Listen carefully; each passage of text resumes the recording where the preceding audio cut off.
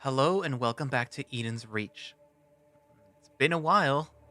Some people thought the project was dead, but here it is with an update.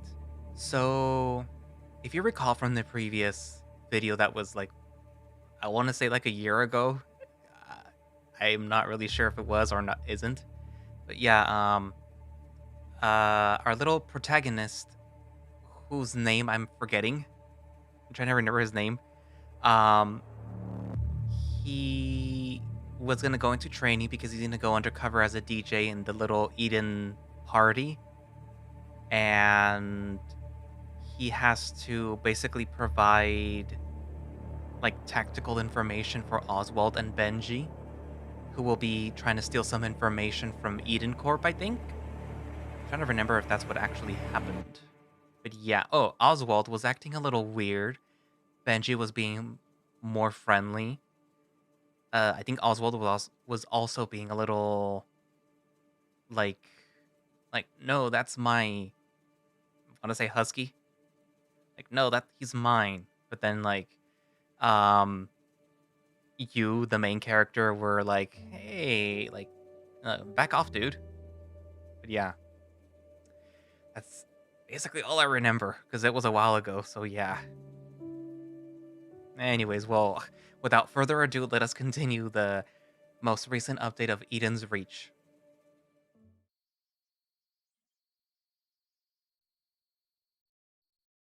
Benji presses a button near the car's wheel, its systems activating all at once.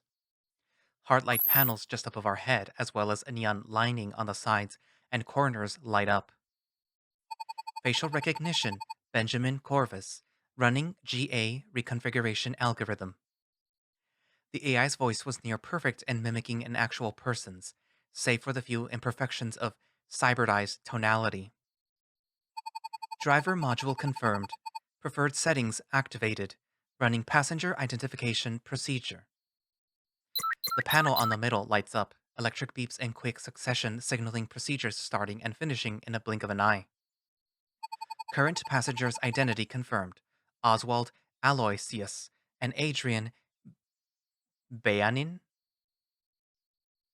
I pay that AI little to no mind, as it just so happens to invade my personal information. After all, I've been getting my fair share of that all over the past week or so. I look outside the window to my right instead, seeing Benji slowly driving out of the driveway and into the road. Alright, hope you guys had your bathroom breaks, because this is a one-way trip until we get the job done. Benji steps on the pedal harder, accelerating the car. I take a deep breath, letting myself get comfortable for how long this ride's going to take. As our raccoon driver turns around the block, I take a glance at Oswald in the back seat. His eyes are closed, and by the looks of it, he's anything but worried. Quite the opposite, actually. He's eerily relaxed, almost like he's dozing off. A deafening silence fills the car, underlined only by the muffled hum of the engine. Hey Benji? Yeah, bud. He doesn't break eye contact from the road. I point timidly towards the radio between us. Oh, right. Forgot that you were one of those musically inclined folk. He turns it on before letting me choose the music.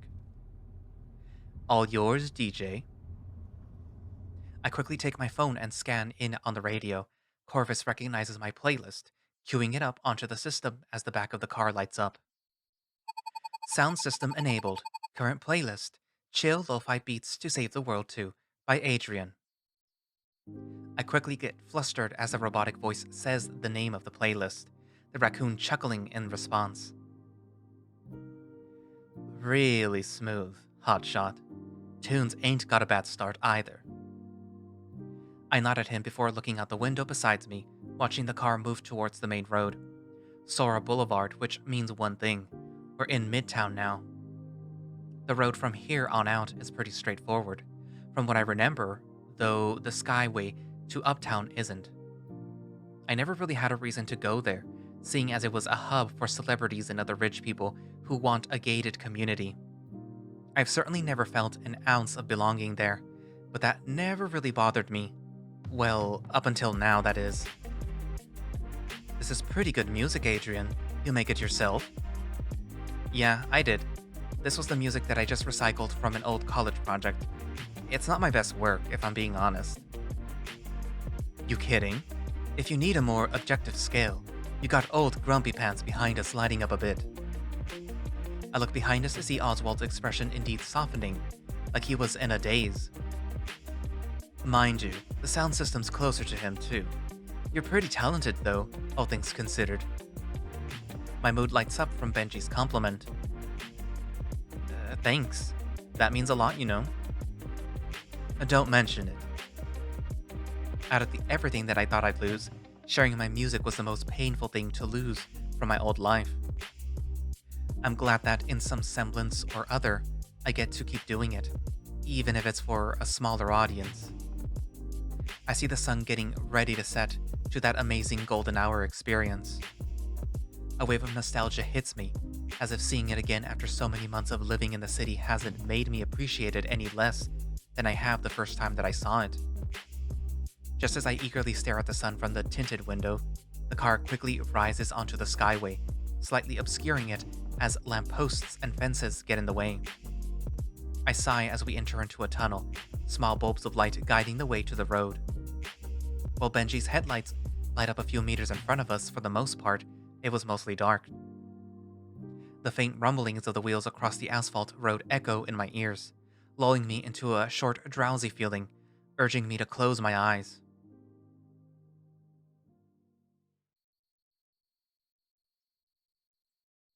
As I do so, the sounds around me phase out, save for the music playing. I slowly imagine myself floating on the beach, just letting my worries wash away with the waves. The distant sea echoes with the music, making my body feel lighter. I imagine the cold breeze that comes with the crashing waves. I never did make the most out of the beach at Bayline City, huh? Just letting nature envelop me with my own personal touch of music. A glimmer of light pierces my blackened vision.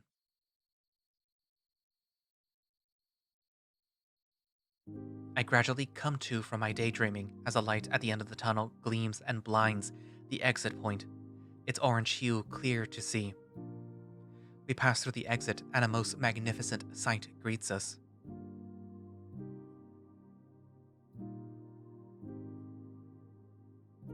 I've never seen Bayline City from here. The sun sets exactly in its golden position, almost making the city look like it's made out of gold. The waves ebb and flow, it's clear in view from here, and the rustling of the bushes and trees by the cliffside make for a home. My home. What do you think, Hotshot? Take the sunset in. You'll be fighting for it soon enough. That's right. I am fighting for the sunset, for the calming breeze and the rolling waves. This place is my home, the home that I thought I lost. Now it's the home that I'll fight to protect.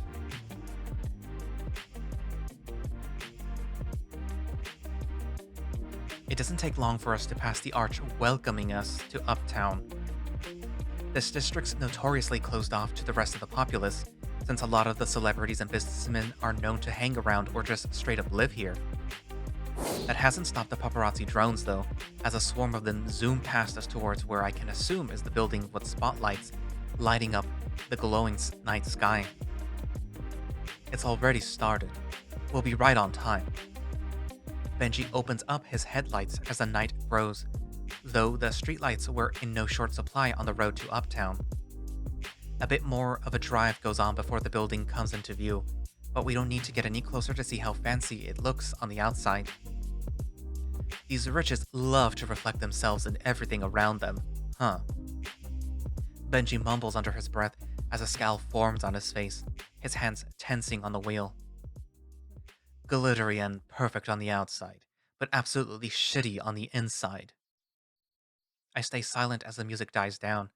The mood's definitely gone down with it. I guess this is just what's bound to happen, considering what we're about to do. As we start to see infrastructure mixing with the local greenery, Oswald begins fiddling with his glowing tattoo, breaking the hard light illusion which melds with his rolled back sleeve. I guess I need to get ready too. I do have to keep a lookout for Benji and Oswald after all. Mind if I do a comms check, Benji? The raccoon gives me a thumbs up before I activate the interface. It quickly scans for Benji and Oswald's phones, connecting the three devices. Neuralink established. Well, time to see if it works. Uh, test? Hear you loud and clear, hotshot. Pretty wacky tech. Fine on my end. Their voices echo in my head, but it's otherwise pretty clear. That's pretty trippy. Benji's ears twitch, likely because of the sound check. He sighs in annoyance. You tell me. I still feel it ringing. I cringe at the thought of having feedback in your own head. I've had my fair share of feedback as a DJ, and it's never pretty, even after a few dozen times. It'll wear off, I guess? Huh. Real reassuring. We eventually reach the roundabout near the structure, its golden aura emanating from the marble that it was built from. Benji turns to the empty lot behind the building. As a section of the venue was designed to staff, the attendants of the charity party would have no reason to be here. We're quick to find an empty space, getting the car to a nice, snug position before Benji turns the engine off.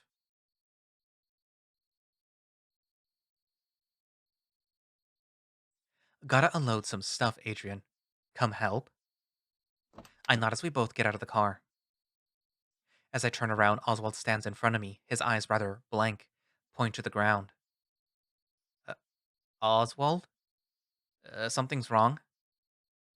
He takes a moment for my voice to register, yet his expression barely changes, with just a smidge of surprise from him. Sorry, I'll help with the gear.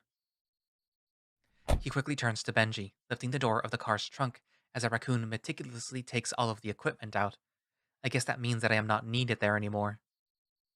I take a bit to look at the parking lot as the two get ready, although my stuff is either already on me or in my pockets, so there shouldn't be anything for me in the trunk. It's surprisingly a lot dimmer at the back than what the front of the building would imply, not to mention the lack of any people. Quite convenient to hide unwanted things, or unwanted people. Adrian. Benji's voice catches my attention, and I quickly jog back to the two as Oswald closes the trunk with an audible thump. All right. Ray told me that there's no back door, so we're just going to waltz in through the main entrance. Won't we stand out if we go in that way? We'll be standing out either way. Besides, there's some stairs to the side for staff to come in unnoticed. Chances are we'll get in without a hitch. Well, I can't deny the advice of the thief in the group. We walk towards the side of the venue, up a handicap ramp that leads to the staff entrance. Benji leads the way as he swipes a keycard, probably counterfeit, to unlock the door, ushering us in before closing it behind us. As soon as we set foot in the venue, it was clear to me that I am out of my element here. It's all gaudy, clearly compensating for how crass people can be in these functions. Money can make people beautiful, but it can't make rotten things fresh. Worst of all, pretty much all of the truth lies in what material they used for building this place, leaving little to nothing for these people. Always so fake, without any of the heart. It's completely against how I approach people as a DJ. Oswald eyes the second floor, where most of the well-dressed folk were headed. He taps Benji on the shoulder, signaling the supposed location of the party. He nods as he whispers something to the wolf, with me lagging behind the two. After their exchange, they pick up the pace, making me follow suit. Benji suddenly slows down, though, his pace matching mine. He looks me straight in the eye as he discreetly hands me a fake ID for the staff here. I quickly pin it to my jacket, but before I can pay attention to walking again, my foot suddenly stops at the first step of the stairs, nearly making me trip. A grip stops my descent, however. Benji's grip, the thief's deft hands quickly picking me back up and brushing me off. I give him a nod, but we're interrupted by Benji's attention shifting to the people behind us with less than pleasant expressions on their faces. They weren't just eyeing us. No, they weren't interested in my blunder at all. They instead seemed to be completely focused on Benji, quickly talking amongst themselves after observing every square inch of him before going up the stairs. I look in his direction, and his expression's not one that I've seen from him before. He's covering it up, but I can see that he's dejected, disheartened. Benji, are you? We're lagging behind. Oswald's already on the second floor. Benji quickly fixes himself up before practically sprinting up the stairs towards the wolf. I hastily follow suit, the view of this charity event rapidly becoming clear as day for me.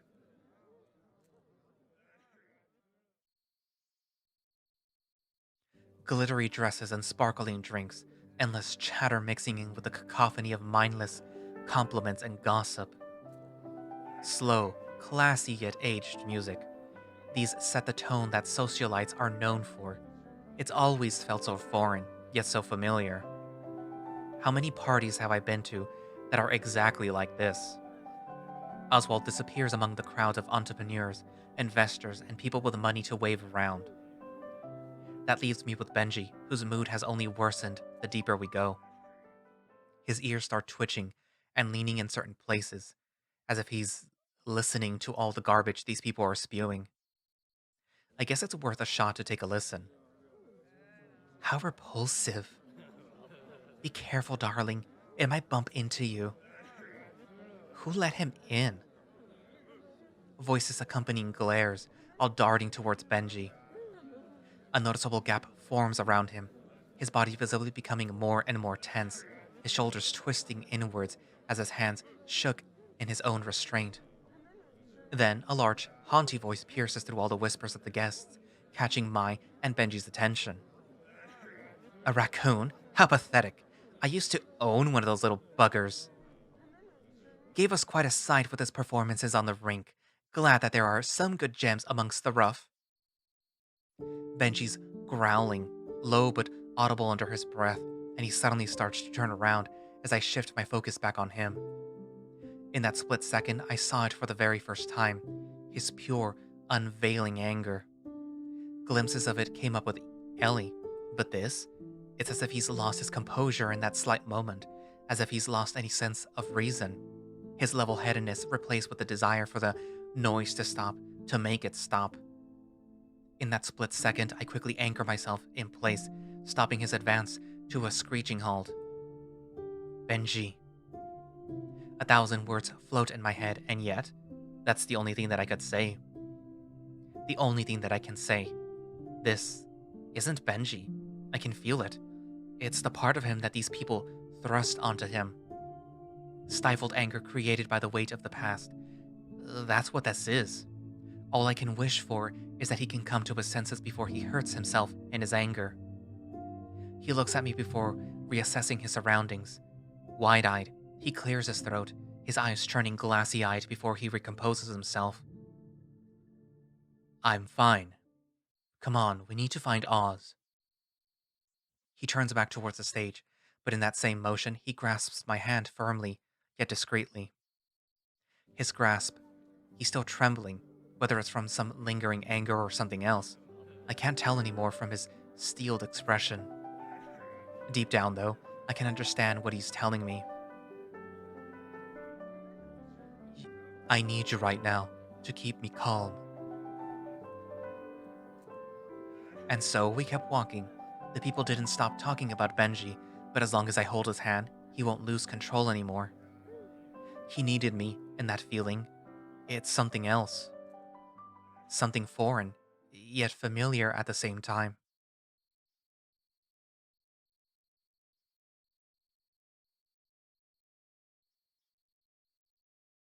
Benji and I quickly stride through the crowd, hand in hand, as Oswald's tall figure comes into view. He's standing in awkward distance to the side of the stage, where a bar's set up, connected to said stage. A bartender is making small talk with the wolf, and the raccoon's ears perk up. Finally. The bartender was a bull, his face a bit familiar, though I can't quite place it on my own. His name should be Ray, Benji's contact that he told us in our briefing. I follow Benji's lead as the raccoon ushers me to the other side of the bar, sitting on one of the booths. What'll you two fine gents be having? We'll be having your finest bottle of Shimmering Atlas, my friend. Shimmering Atlas? Quite an obscure blend. A connoisseur? Just a casual partaker. Ray glances my way, locking eyes with me as he does so. Ah, And forgive my fellow staff here for inconveniencing you. He was running late, and he must have gotten lost on the way. It's no bother at all. Now, the Shimmering Atlas? Right away, sir. We don't have them out in the reserve, however. We have them at the back, though. If you and your friend would like to accompany me to them, that would be best. Come, my friend. He signals Oswald to follow, the wolf half-heartedly following as he gazes at me. He gives me a stern look, followed by a nod. I respond likewise, the three disappearing into a door close to the bar. Suddenly, Benji's voice echoes through my mind, muting out the mindless chatter around me. All right, I got Ray on the line. I found a possible escape route for us to use when we get out. Ray made sure to clear us a path for tonight. It's the one place with a blind spot from the surveillance points. Benji's right. Got y'all an easy out, little resistance, especially when you guys stir up some trouble. Good. Account for anything. Adrian, you copy? Yes. What is it, Ray? I'll be sending these folks their merry way. Heading to you now, so you gotta get your ass on the sound panel, got it? Right. I quickly make my way to said sound panel next to the bar, getting familiar with the equipment and my routine checks. Despite everything, at least this stays consistent with my job description, adjusting sound levels, getting a feel for the acoustics. Surprisingly archaic tech for what I expect Uptown to have. Midtown's got better specs than this. Hell, I had better specs than this. Suddenly, someone taps on my shoulder. Hey, puppy. Yeah. Chill, my guy. Just me. Ray, was it? Yep. And you're Adrian, right? I chuckled nervously despite him looking rather friendly. I was never good at talking to strangers, especially if I was alone with them. Yeah. How do you know who I am? I mean, I guess you wouldn't recognize me, but I saw your performance at the club. You were amazing out there. It's no wonder that you're also part of Oz and Benji's group. That's not what happened, but... I clear my throat as it closes up, cutting me off. Just, don't startle me when I'm focused, okay? I need it to keep me going on the soundboard. Ray takes a moment to process it, until it hits him. He smacks his forehead before backing away, back to his bar. Oh, right, sorry. He rummages under the bar before looking back at me. His expression shifts, however, his eyes darting to me and something, or someone behind me. Shit, the White Lions. What? His mouth points behind me, and I turn around to see a group of lions, all in rather dapper clothing, yet quite clearly armed. Shit, I knew they'd be here. Not this many. I shake my head in confusion. Excuse me, who are they now? The White Lion Crusade, a private task force Eden Corp's employees. And, well, they mean business. Well, that complicates things for us. I activate my communicator, phoning in with Benji and Oswald. Guys, the White Lion Crusade is here, with more personnel on guard. Got it, Hotshot. Keep us posted on the situation. Right. After dropping the call, I start scrolling through the system's available tracks. Nearly all of them were classical jazz or some straight-up classical tracks. No variety with it either. A lot of these would sound the same enough that people can ignore it, as if it doesn't exist at all. I mean, I guess I can pick this one. It's just another piano track with different chord progressions. Psst, Adrian. Yeah, Ray? A line's coming this way. I look in the direction of the White Lions, and indeed there is. He was rather relaxed and looked pretty bored, but he was, otherwise, coming up to us intentionally. Ugh, what a pain in the ass, this event. Ray has visible sweat beads forming as he clears his throat, recomposing himself. Hello, sir. Hmm? Oh, what up? The lion looks back to the direction that he came from before taking a seat in the booth. Mind if I sit? Not at all, sir. He blows his mane upwards, quickly getting comfortable leaning on the bar. Thanks. I swear, if I had to hear those two crusty old geezers talk about getting a pedicure one more time, I was gonna tear my fur out. Oh, who were they, may I ask? The lion clicks his tongue towards two middle aged women with champagne glasses, laughing at some discussion they're having. Oh, well, I'm glad to have assisted you, sir. He turns around as he blows a raspberry. What's with all this sir bullshit? Just call me Diego, man. You're gonna make me feel old. Whatever you say, Diego. Ray tries his best to form a smile, but it's clear that he's still irked by Diego's presence. To be honest, even I'm a bit wary of him being here with us. Yikes. You okay there, bud? You look like you're about to keel over. Nothing at all. Just a bit intimidated. Ray does a wide motion with his hands. The lion blinks, trailing the bull's gaze towards his biceps. The visible muscles tense from Diego leaning on the bar. Oh, eyes up here, bull. Just because all I'm wearing is a vest doesn't mean that you get free pickings. I was. The lion lets out a hearty laugh, loud enough to catch the attention of the people nearby. Could have fooled me. Better point that muzzle of yours to a less obvious direction then. Diego turns as he completely leans his whole weight onto the bar. He spots two young women passing by the bar, clicking his tongue as he flirtatiously growls at them, the women giggling to themselves in turn.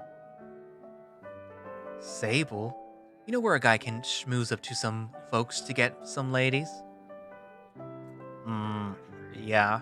Those two over there, they're mothers.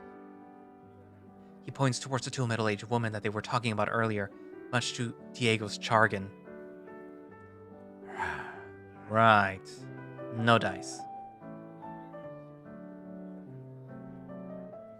As Diego mourns his lost opportunities with the ladies, the song I was playing on the system ends.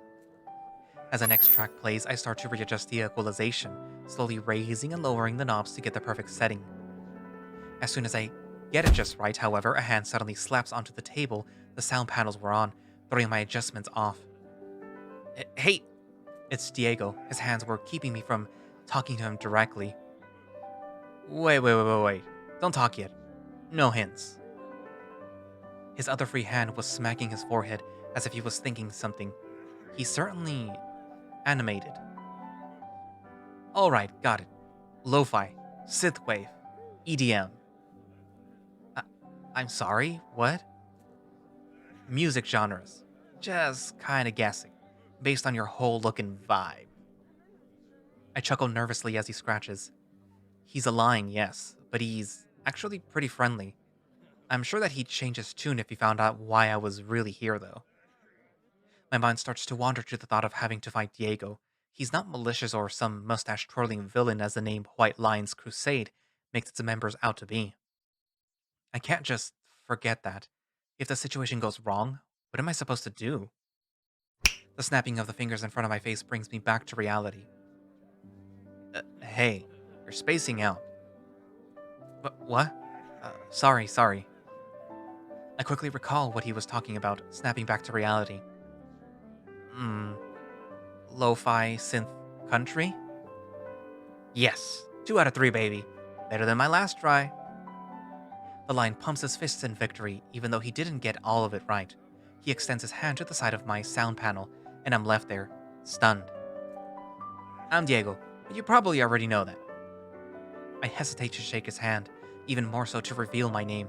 Instead, I do an awkward attempt at a handshake, shaking it once and letting go immediately. Yep, Ro's definitely gonna eat his words now. I knew that I could mingle with the folks around these parties. As the lion celebrates to himself, someone else comes closing in onto the stage, a fennec, based on those long ears and yellowish fur. Though, despite walking towards us, he wasn't getting any much taller than Diego, nor Ray for that matter. Heck, getting a closer look at him, I think I'm taller than him. The way he carries himself, though, it's definitely spelling out sophisticated or out of your league. Evening, gentlemen. I was made aware of a commotion coming from the stage area. I suppose I need not investigate for too long, though. Diego turns to the fennec, but the latter's already eyeing up the former from head to toe. You don't understand that you are in an Eden Corps charity ball, correct? In case your kind is still uninformed, we have strict decorum and conduct within these halls. Diego clicks his tongue in annoyance. What's that supposed to mean? The Fennec scoffs in reply. To be blind to the debased manner in which you carry yourself is beyond me, though I'd expect no less from a lion. His tone lingers and sours upon the mention of the word lion, which ticks Diego off. Who the hell do you think you are? His assailant is unfazed, chuckling under his covered muzzle. Ah, there's that defensive nature with a broken pride. It blinds you to the fact of the matter, a truth that your naturally underdeveloped brain can comprehend. The hell you say to me? Diego squares up against the Fennec, unflinching as he closes his eyes and shakes his head. Diego, that's enough. The voice was a low, commanding echo coming from the direction of the white lines. Another much more imposing line comes in between the two, pulling Diego back from the Fennec. What the hell, Ro? I just gotta... The older lion growls at Diego, immediately silencing his protests. With a quick exhale, his expression softens, facing back towards the Fennec. Forgive my staff for their disruptive behavior, Sir Vayu. We did not mean to cause trouble to you or your esteemed guests. The Fennec, Vayu, smiles softly to the older lion. I expected more from you, Roland. I'd have assumed that you told your guards, however unnecessary they may be, about who's keeping them afloat here. I have done that to the best of my ability, but I cannot control the actions of all my lions, sir. Vayu clicks his tongue, shaking his head once more.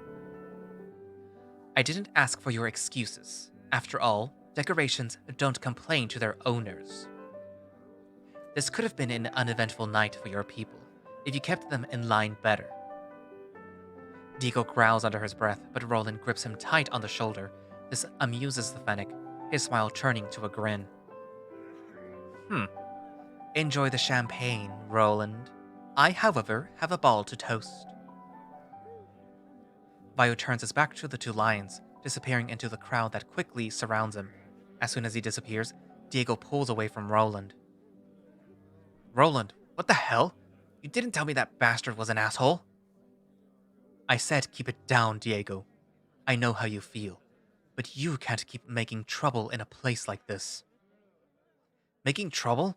I was just being myself and talking to other people like you told me.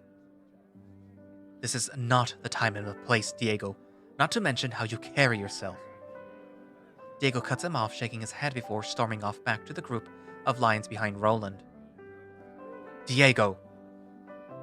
The younger lion ignores him, disappearing back to the corner the lions were assigned to stay in. Roland finally takes a notice of me, and I immediately start sweating bullets. Forgive us for what you saw. He readjusts his glasses before walking back silently with the other lions. That was rough to watch. All of what Vayu was talking about, belittling and demeaning Roland and Diego, is this how Eden Corps treats their allies? The White Lions are probably a distinct group, but what would they gain from all of that? Shit a thing to see, all that business. Ray suddenly interjects, leaning towards me from the corner end of the bar. You see, lions, wolves, and raccoons may be from different sides, but to these people, they're all the same trash. Doesn't matter if you're with or against them, you're gonna get the shortest end of that damn stick, if they can help it. When they can't. He looks towards the white lions. They'll make you wish that you just learned your place instead. And all of that, because of some census data the company dredged up and formed their society around. As soon as Ray finishes, my sound panel stops functioning, the controls getting overridden by the host of the ball. Vayu quickly jogs and climbs on top of the central stage, waving and greeting the guests.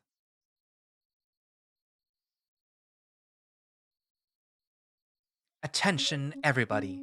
If I could have a moment of your valuable time, please. A heart-like mic connected to his person broadcasts his voice from the speakers of the hall, echoing from the entrance to the end.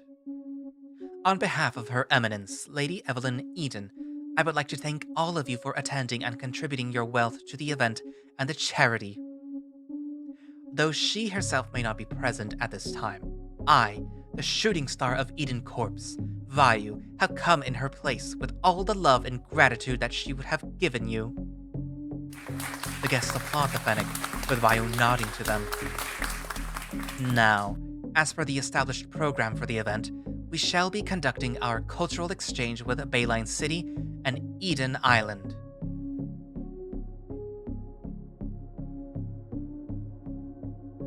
Crowds scatter from the center of the party as a hard light projection forms on it, presenting Bayline City being approached by a floating island, Eden Island.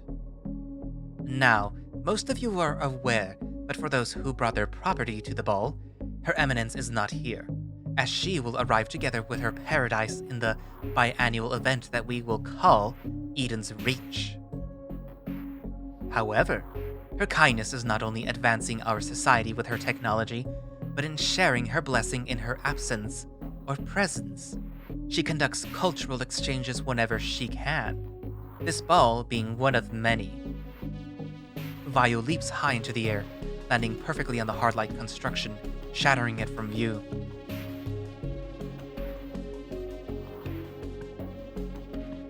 And, as host of this party, I have chosen, as our cultural exchange, from us Edenites, the Edenite Waltz. If any fair maiden would come and share this dance with me, I would be most honored. The crowd clamors and cheers as women of all ages gather, creating a small circle around the rest. Vayu takes the hand of a random young lady as they dance to new music, also controlled by the Fennec. He's effectively rendered me useless, just like the White Lions. As I stare at the ever-changing partners dancing with Vayu, I see Diego stand firm towards a post nearby. The crowd starts to distance themselves from the lion, and Vayu takes a notice. Slowly, he starts twirling and turning with his partner closer to Diego, causing the lion to slowly panic. He tries to step out of the way, but as soon as he takes a step, Vayu's legs swoop over it, causing the lion to fall ungracefully forward, twisting his leg wrong in the process. I'd expect people to have a common decency to be concerned for such a dick move, the lion unable to pick himself up, but they just laugh. It takes two of his fellow lions to help him stand again, even though they were able-bodied people that just needed to assist, as that bastard Fennec waltzed away, scot-free. This isn't just a matter of a lion's pride or whatever bullshit they're trying to spin. This isn't fair. None of it is, made even more clear as Diego still limps a bit as he's made to sit on the booth, still writhing in pain. Fuck! I almost broke my damn leg! I can only focus on Diego as all manner of sounds erupt around me, slowly getting drowned out by a ringing in my ear. The last hints that I hear are the sound panels coming back up again, Vayu's voice followed by applause. My gaze sours as I see Ray's dejected look, Diego's pain, and the rest of the lions in their corner feeling helpless, and a crowd of people clamoring for more. Is this really the world that I've been living in?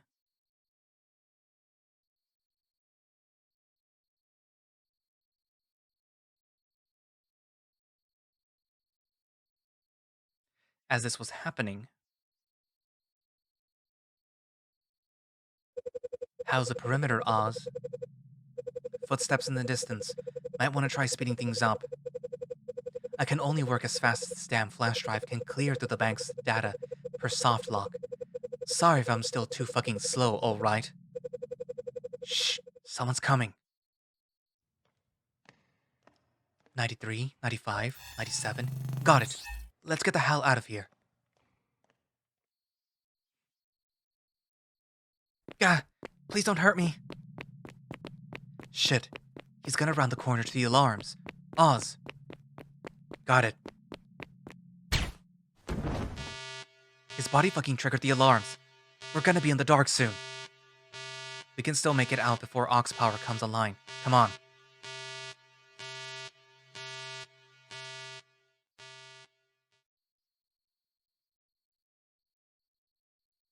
To be continued. So that didn't go how it was supposed to, huh? So that was, I think this is called the chapter two of, um, well, part two of whatever chapter this is, and I forget what chapter it is. It's been a while. I don't remember what it was. So yeah. So that didn't go as planned. The host of the party sort of like took over everything and sort of threw everything out the window. Even having the white lines there, sort of, I guess, wasn't that big of an issue. And the host is making it an issue. And I mean, right now, obviously, alarms triggered, so I'm assuming the lines are gonna get involved. Perhaps Diego would get involved somehow. I mean, you made a sprite for the character. How can you not use them? um, I wonder if Ray is gonna be okay, if he has to just stay behind, or if he even knows really what's going on. I mean, he is aware of Oz and Benji's quote unquote group, but I wonder to what extent. Hmm. Anywho, so yeah. So it's been a while since we saw Eden's Reach, or we had an update for Eden's Reach. And did you guys like it? Write it down in the comments and write down what you think is going to happen next. And hopefully the next update is, you know, soon and not like basically a year away. I don't even know if it was a year away. It just felt like a long time ago. But yeah. Uh, I know that the team behind the visual novel did have a lot going on. So it's understandable. Hopefully things have settled down now and they can, sort of gradually pump out more updates for Eden's Reach on a more not a steady on a more frequent uh basis. But yeah. Anywho, so thank you all for watching slash listening. If you'd like to play Eden's Reach yourself, you can find it over on itch. And if you would like to support the project and get early access to builds of Eden's Reach, do they have a Patreon? Because I only see coffee there. If they have a Patreon, I will post that down in the description. But if they only have a coffee, then I'll post that down. I mean, you can see it right now.